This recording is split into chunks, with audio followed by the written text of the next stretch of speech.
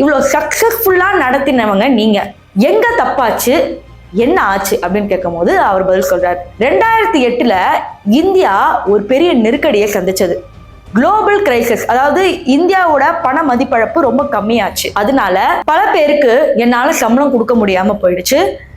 பல இந்திய ஊழியர்களை வேலையை விட்டு தூக்குற மாதிரி இருந்துச்சு அப்படின்னு கேட்கிறப்ப அப்ப ஆங்கர் என்ன கேட்கிறாருன்னா, அப்போ ஃபாரின்ல எல்லாம் உங்களோட ஏர்லைன்ஸ் இருந்துச்சு இல்லையா, அதுல இருந்து வந்த காசு இந்தியா கொடுத்துருக்க வேண்டியதானே அப்படின்னு கேட்டப்ப அவர் என்ன சொல்றாருன்னா, இப்ப யூஎஸ்ல நான் கிங்ஃபிஷர் வச்சிருக்கேன்னா அங்க இருக்கிற காசு அங்க இருக்கிற எம்ப்ளாயிஸ் கொடுக்கறதுக்கு அங்க இருக்கிறது கரெக்டா இருக்கும்.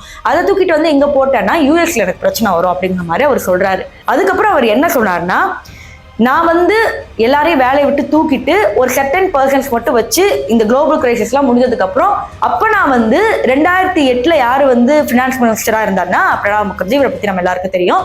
ஸோ அவரை போய் சந்திச்சு பேசும்போது அவர் ஒரு ஐடியா சொன்னாரு, நீங்க பேங்க் கிட்ட இருந்து லோன் வாங்குங்க, அதெல்லாம் நீங்க எதுவும் பண்ண வேண்டாம் அப்படிங்கிற மாதிரி அவர் ஒரு ஐடியா கொடுத்தாரு. அதுக்கு அவர் நம்பிக்கையும் கொடுத்தாரு, நாங்க இதை ஹெல்ப் பண்றோம், நீங்க தைரியமா பண்ணுங்க அப்படின்னு சொன்னனால தான் நம்பி கடன் வாங்கினேன். நம்பி கடன் வாங்கி எல்லாத்தையும் செட்டில் பண்ணேன். பட் அன்பார்ச்சுனேட்லி பார்த்தீங்கன்னா அந்த கடனோட இன்ட்ரெஸ்ட் கூட மிச்ச பிரச்சனைகள்லாம் என்ன நடந்துச்சுன்னு நீங்க பல நியூஸ்ல பார்த்துருப்பீங்களே, அதே தான்.